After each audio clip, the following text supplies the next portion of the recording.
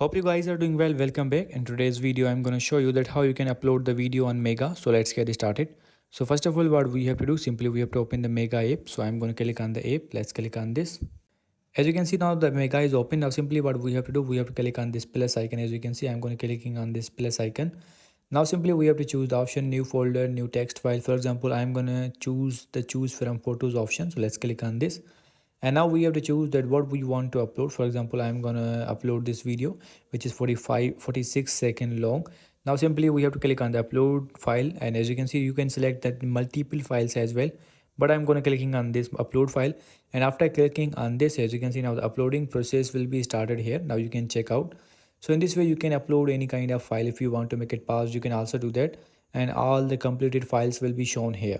So in this way you can upload any kind of file on the Mega. I hope you guys understand this video that how you can do that. So see you in the next video.